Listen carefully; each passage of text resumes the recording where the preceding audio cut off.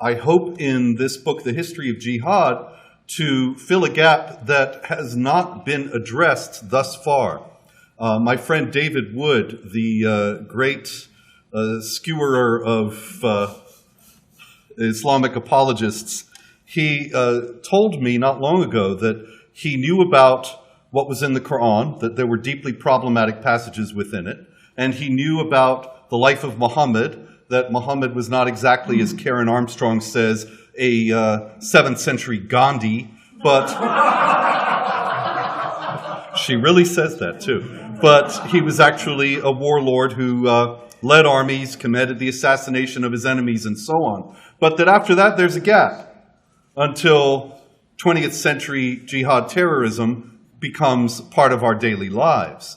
And so the history of jihad, I wrote actually, and it's a book that I've wanted to write for many years, in order to fill that gap and to give people a general overview of what happened after Muhammad died and before the Saudis struck oil and started financing Wahhabi terrorism around the world.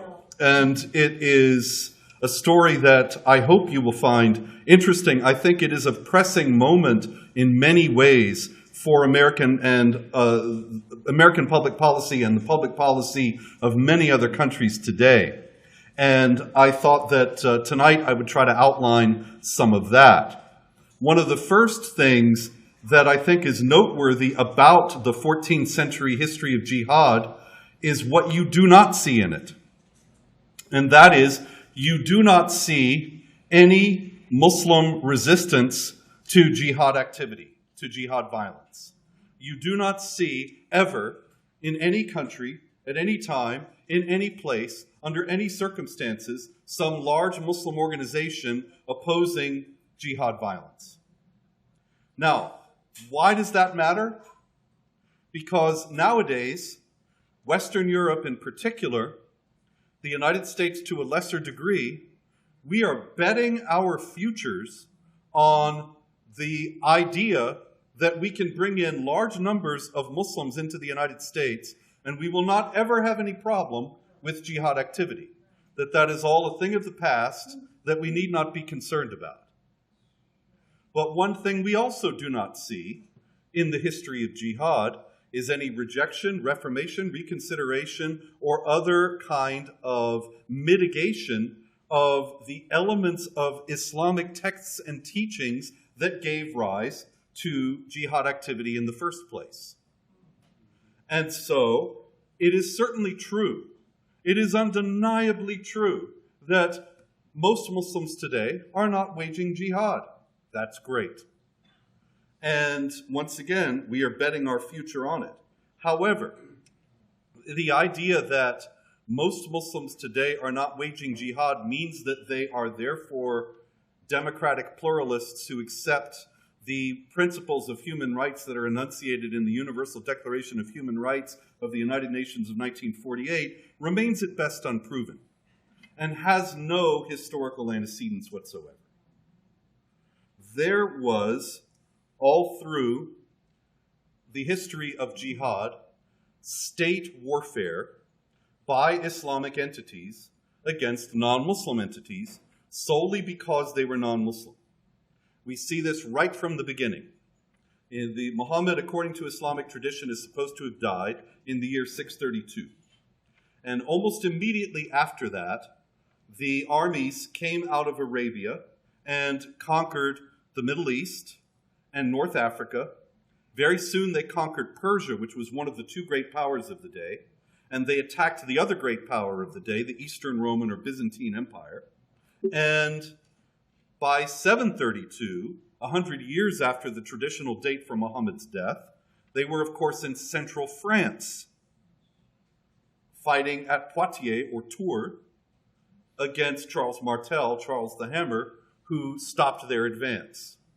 And they besieged Constantinople, the great city of the Eastern Empire, first in 675, then again in 717, all the while thus fighting against Europe from both sides. And this book is the first to discuss this at tremendous length in a narrative fashion, they were also pressing the jihad into India and waging it with especial fury there because the Indians were not people of the book. Most of you, I'm sure, know that the Quran speaks of Jews and Christians and Zoroastrians and some others as people of the book, who have supposedly legitimate revelations from Allah that they have twisted and changed out of their original meanings, and thus they, out of respect for this revelation, they are given the opportunity to live in peace as non-Muslims within the Islamic State. But they have to submit to various humiliating and discriminatory regulations, most notably the tax, the jizya, that's specified in the Quran in chapter 9, verse 29, for the dhimmis, the so-called protected people. Now, these humiliating and discriminatory regulations made life very, very hard for these populations, such that you could ask, for example, what happened to the Christians of Egypt? Egypt was 99% Christian when it was invaded in the late 630s and conquered in the 640s. Now it's about 10% Christian. Where did all the Christians go? Did they move? No. They're still there. They're the Muslims of Egypt. And what happened was life was so difficult to live as a dhimmi in Egypt that ultimately over time, the only thing that they had to do to be out from under all this humiliation and constant harassment was to convert. They converted. It's very hard to think that anybody faced with that kind of a situation would do anything different, although, of course, some did hold out, and we should acknowledge their courage and perseverance. At the same time, the Hindus in India did not even have that protection because they were not people of the book, and consequently, the choice that Muhammad and the Quran give for the people of the book to convert or submit to the rule of Islamic law or be killed, for the Hindus it was only convert or be killed. And as I show in the book, the history of jihad in India was especially bloody and especially violent. At a certain point, actually, they had to grant them honorary people of the book status because it simply wasn't possible to kill them all. But they were still, nonetheless, extraordinarily harsh toward especially the Hindu temples. The Quran speaks about protecting churches and synagogues because the name of Allah is spoken there. That was often honored in the breach, but there was no such protection afforded to the Hindu temples at all. And thousands, tens of thousands of them were destroyed. A great patrimony of human culture lost forever. And in the middle of all this, you have, this is mainstream Islam. You have state actors doing this. First, Muhammad unifying Arabia. Then the so-called rightly guided caliphs, the four successors of Muhammad as the leaders of the Islamic community, Abu Bakr, Umar, Uthman, and Ali. And then the Umayyad Caliphate, the Abbasid Caliphate, the Ottoman Caliphate, and some of the outliers, the Umayyad Caliphate of Cordoba in Spain, the Fatimid Shiite Caliphate in Egypt. All of these are Islamic states, and they all waged jihad against non-Muslims on the basis of the Islamic imperative in the Quran and Sunnah to do so. The difference that we have nowadays comes about at the beginning of the 20th century, because the last caliphate, the Ottoman Empire, was abolished by the secular Turkish government, by Mustafa Kemal Ataturk, the founder of modern Turkey, in 1924. Now, Ataturk was nobody to admire in any respect. He was just as brutal to the religious minorities as the Ottomans had been, if not more so. But he objected to political Islam, and he was unique among the leaders of Islamic states throughout history. He was the first ever to say, the troubles that we're having come from Islam. And what we have to do is get rid of Islam as much as we can, and then our country will prosper. And he consciously patterned Turkey after Western secular models of governance. Of course, nowadays, all that's being rolled back by Recep Tayyip Erdogan, the president of Turkey today. But for almost 100 years, Turkey was a secular state, a relatively secular state, and the caliphate was no more. So what did the people who believed that there was an Islamic imperative to wage war against and subjugate unbelievers, and that the caliph was the tip of this spear what did they do when there was no more caliph? They decided to form various international organizations that would work toward restoring the caliphate. The first of these was founded in 1928, the Muslim Brotherhood. Hassan al-Banna, the founder of the Brotherhood, made it very clear that what he was intending to do was to create a movement that would restore the caliphate and thereby the unity of the Muslims. And that once the unity of the Muslims was reestablished, then they could wage offensive jihad again against non-Muslim states.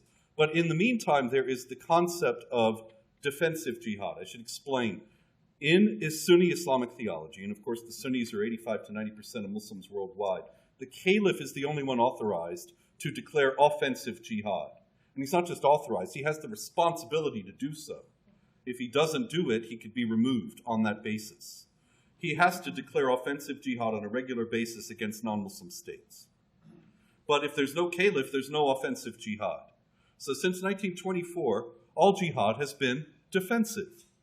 And you might think, well, that's absurd. What was defensive about 9/11? If you read the communiques of Osama bin Laden from the 1990s, he lists a long list of grievances, terrible things that the Americans have supposedly done that justify defensive jihad against the United States.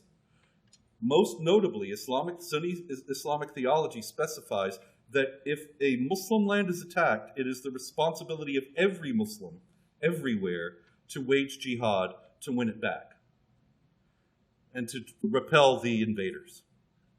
So Osama bin Laden said, look, this is a little bit later, no, actually, it's not. I'm sorry. I'm thinking of the second Gulf War. The first Gulf War, the American troops go into Saudi Arabia, and Osama bin Laden said they're trampling down the sacred soil of the kingdom of the two holy places. They have no business being there. This is an invasion that triggers this defensive jihad.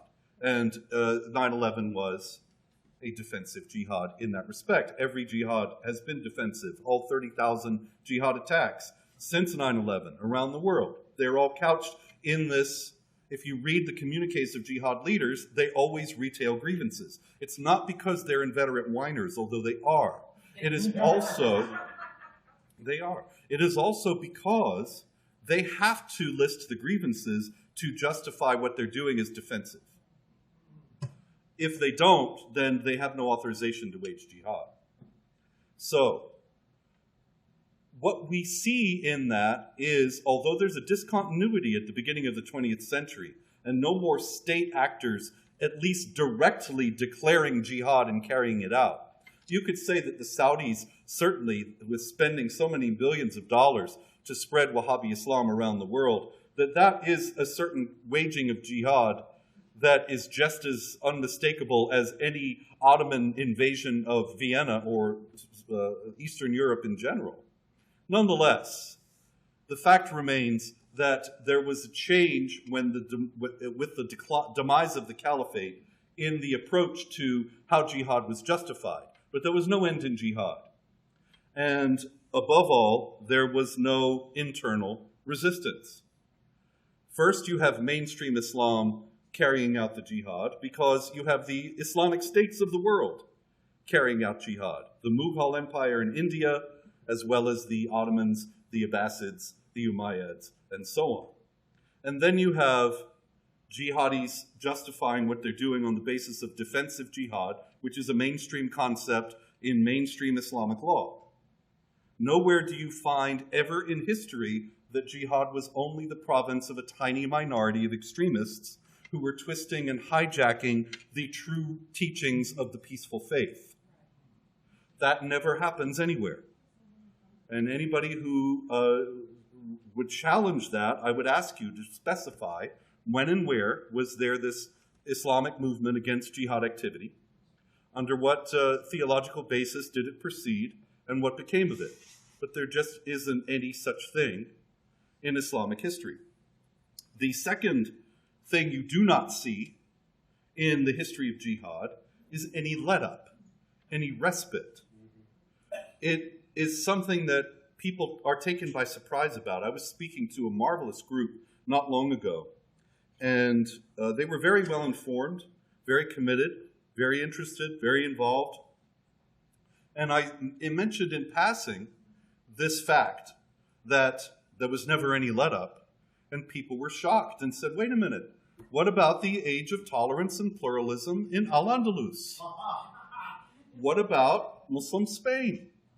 What about the paradise of tolerance and proto-multiculturalism that Maria Rosa Menocal speaks about in her book, The Ornament of the World? Everybody knows Muslim Spain was a paradise of coexistence, right? Well, unfortunately, here again, this is a historical myth. There are a great many of these things. What I tried to do in this book, actually, was puncture some of the historical myths that people take for granted nowadays. And to do that, went back to the primary sources that were eyewitnesses, or in many cases, the Muslim court historians. The Mughals in India were especially careful to always have court historians.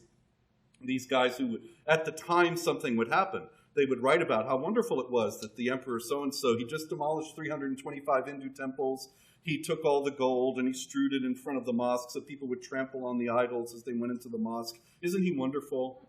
Happy Hindustan. That's a quote. It's true. Anyway, people who think that Islamic terror tactics are newly minted should look at the reality of Muslim Spain. And in particular, for example, the rule of the Cordoba Caliph Abdurrahman III. This is the words of the 11th century Muslim historian Ibn Hayyan of Cordoba. He says that on one occasion, Muhammad, an officer of Abdurrahman III, chose the 100 most important barbarians. That could be you, because there was a lot of Christians, and sent them to the Alcazar of Cordoba, where they arrived on Friday, March 2nd, 939. But since Abdurrahman was vacationing at another place, they took them there, and their marching coincided with the people coming out of the mosque on this Friday afternoon, so that many gathered and followed to see what end the prisoners would have. And it turned out Abdurrahman was installed on the upper balcony over the orchard facing the river to watch the execution. All the prisoners, one by one, were decapitated in his presence and under his eyes, in plain sight of the people. And their feelings against the infidels, Allah alleviated. You see, they were very happy to see this. As a matter of fact, the Quran, remember, in chapter 9, verse 14, says, fight them, and Allah will soothe the bosoms of the believers. And so if you are feeling sad and depressed, kill an infidel. You'll feel better. Allah will soothe the breasts of the believers in doing this, in fighting the unbelievers. And this is something that you see actually recurring throughout Islamic history. Islamic chroniclers making reference to that and taking it quite seriously, that through these acts of savagery and violence, the Muslims were pacified and gladdened in their hearts. And of course, the most notorious example of tolerance and pluralism in Muslim Spain was in 1066 in Granada, when rules are often honored in the breach, you know, and just because something is Islamic law doesn't mean that every Islamic ruler has always observed it. Just as every rule is not always followed by every one of us. Some of us perhaps may have had a speeding ticket now and again, or something of this kind. And so in Granada in 1066, there was a Muslim ruler who had a Jewish friend whom he appointed essentially the mayor of Granada. And the local Muslims were furious because Islamic law specifies that a non-Muslim must not have authority over a Muslim, especially a Jew. And so there was a Muslim poet, and he wrote a very lengthy poem. I won't read all of it to you, but this is the tenor of it. Turn your eyes to the Jews who are outcast dogs. Why would you be different and bring them near when in all the land they are kept afar? I came to live in Granada, and I saw them frolicking there. They divided up the city and the provinces with one of their accursed men everywhere. They collect all the revenues. They dress in the finest clothes while you wear the meanest, and so on. So Hasten to slaughter them as an offering. Sacrifice him, for he is a precious thing. Do not consider it a breach of faith to kill them. The breach of faith would be to let them carry on. 4,000 Jews were killed in a pogrom in Granada after this poem was published. And so this was a direct reaction to the Muslim ruler breaking Islamic law by appointing a Jew to have authority over Muslims. So this was tolerant, pluralistic Muslim Spain. What you see in the history of jihad is that wherever Muslims have gone, there have been among them violent jihadis who committed acts of violence against non-Muslims. And they were never upbraided or rebuked or otherwise opposed by any Islamic authority, and were often rewarded for doing so. So we see these two things, that there was never any internal resistance and there was never any respite.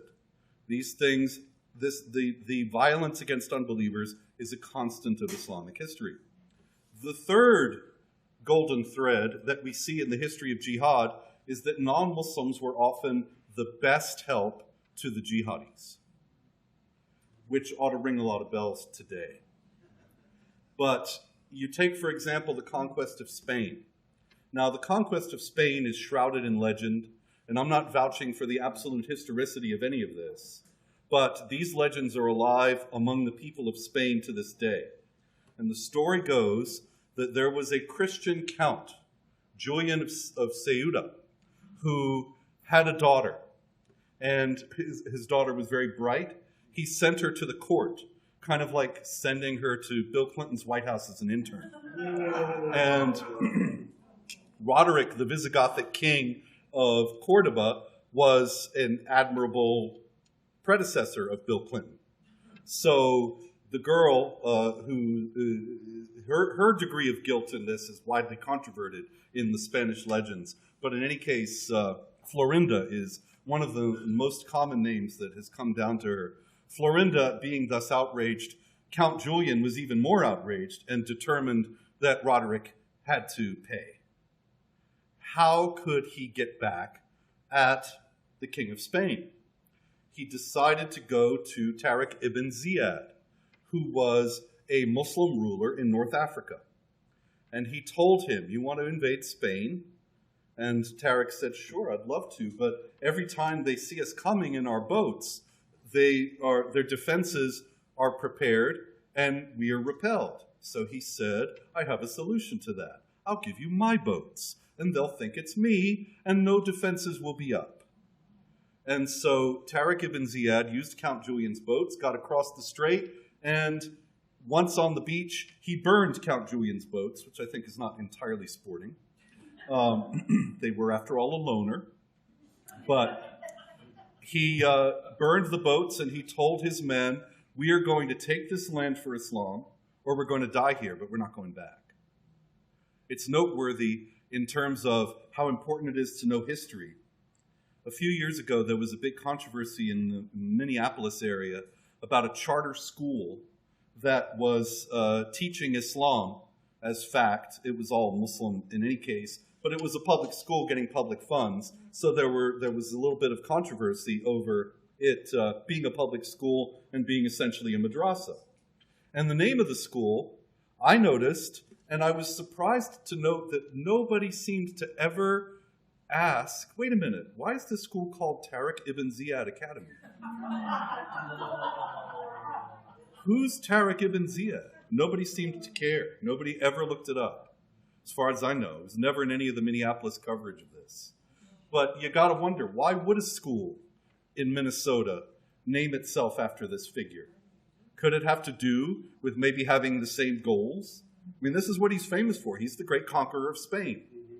And he was able to do it by means of the help of this Christian who was enraged over he had his own grievances, and I'm not saying his grievances were illegitimate, but perhaps he didn't count on the consequences that it would take 700 years to undo what he did.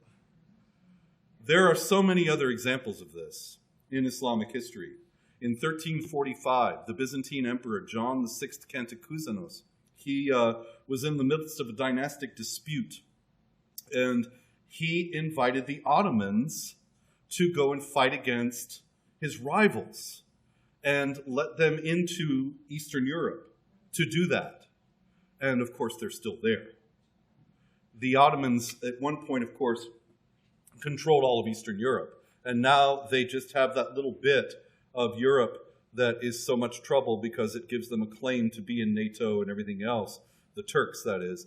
But it was John the Emperor, John VI Cantacuzene, who allowed the Ottomans to enter Europe in the first place in order to solve his dynastic dispute.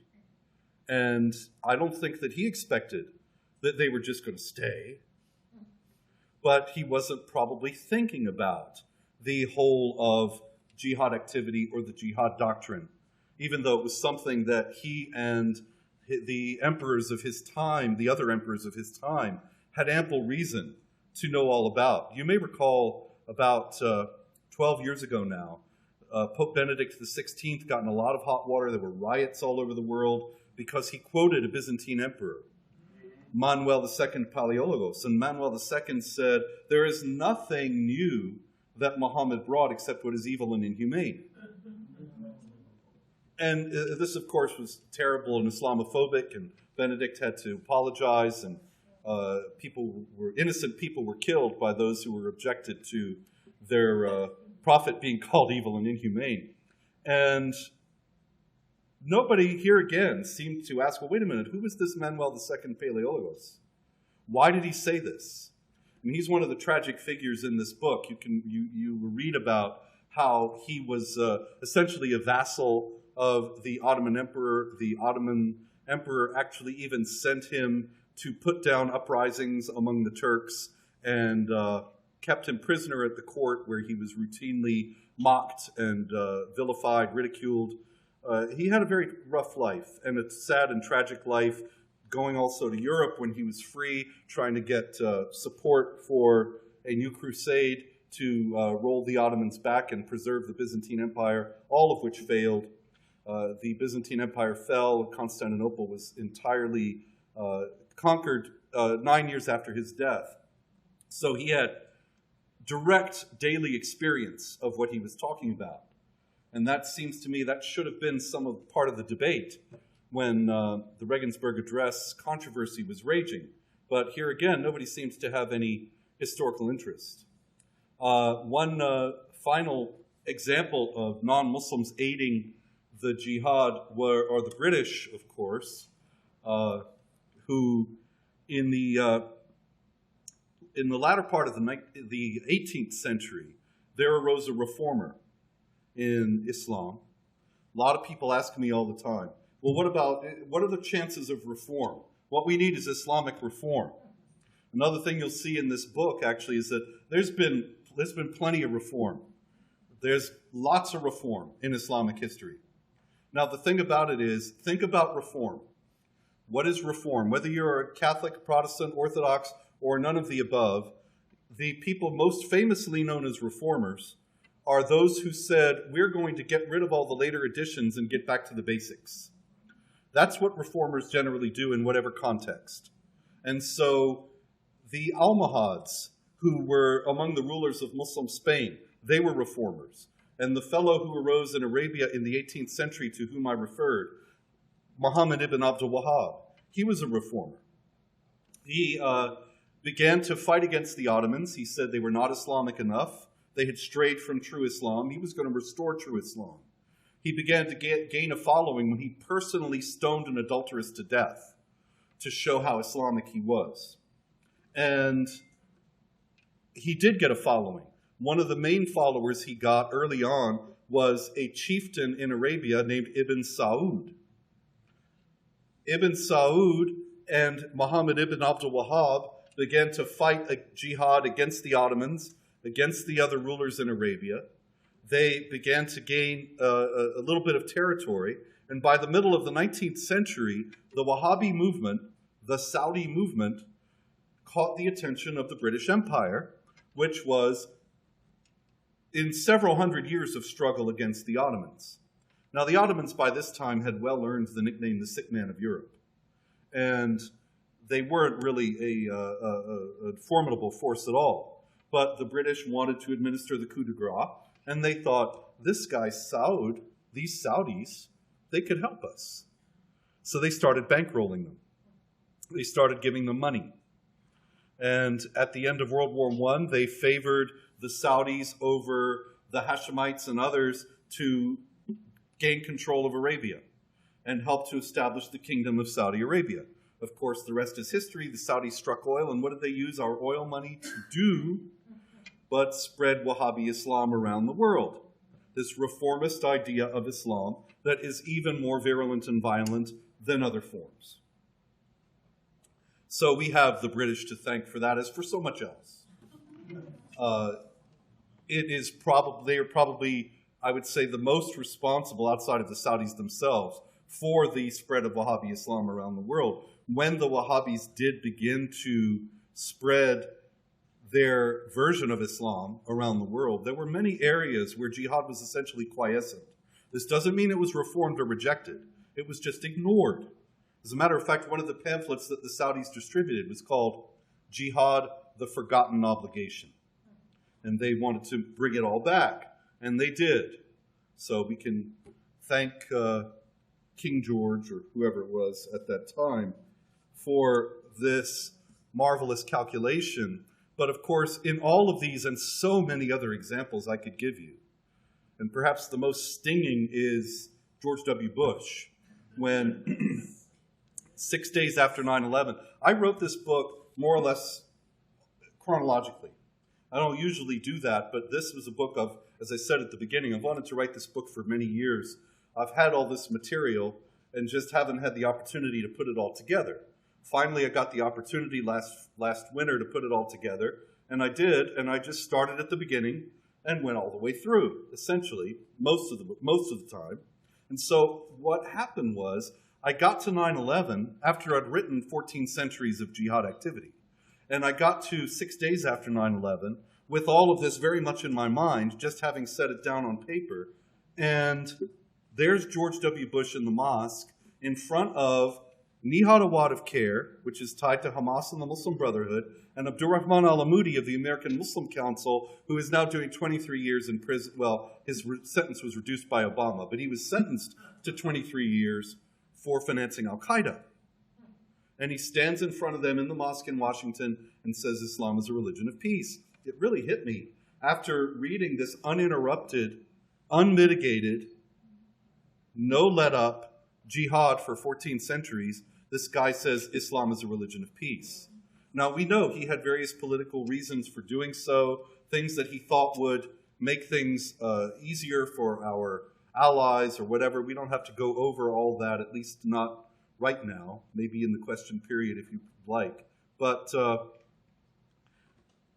George W. Bush was, in a short-sighted manner, actually enabling jihad activity by foreclosing upon an examination of the motivating ideology that gives fuel to it. And he was doing so on the basis of short-sighted political calculations, just as much as Count Julian was when he invited Tariq ibn Ziyad into Spain, and just as much as the British were when they funded the Wahhabis, and John VI Kantakouzenos was when he invited the Ottomans to fight his rival. It never ends up working out for the infidels, because the infidels have their own immediate goals, but the jihadis always have the goal of establishing Islamic law over the world, and will take and have taken throughout history any advantage in which to do that. So the history of jihad, I think, is one that it is extraordinarily important for people, especially in the government, in the military, to be aware of. You cannot solve the problem unless you know exactly the dimensions of the problem itself, and that is where we have so signally failed since 9/11, especially with the advent of Obama and his forbidding of any mention of Islam and jihad in counterterror training in 2011.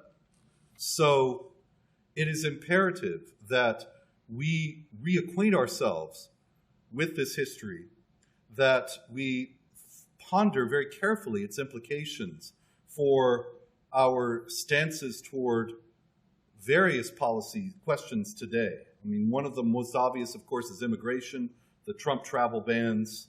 Is it really wise to bring in large Muslim populations into the country? Obviously, not every Muslim we bring in is going to be a jihadi, but among them there will be, or at least people who think that Sharia ought to be the law of the land. How is that going to work out in terms of a tolerant and pluralistic society when you introduce this radically intolerant force? Another one is, of course, our alliances with Pakistan, with Turkey, where it's very clear that these entities are now on the other side, if they ever were not on the other side. And is it really prudent to keep pouring money into these countries when we've known for 10 years, for example, in regard to Pakistan, that they've been turning around and taking a great deal of it and giving it to the people they're supposed to be using it to fight? So not only do we need a reconfiguration of our international alliances, but a general reevaluation of our stance, also, of course, ultimately towards states like Saudi Arabia. It's very clear, of course, that the president is playing a very delicate game, a dangerous game, but one that probably has to be played in working with the Saudis against Iran. At the same time, we have to recognize that the Saudis ultimately are only going to be our friends to a certain degree. And that after that, there is the jihad imperative that overrides any possibility of any long-standing or deeply fruitful cooperation. But none of this can happen unless we recognize the problem to start with. It was because of this that I wrote this book. I hope that it will spark discussion on these issues in places where it can make a difference.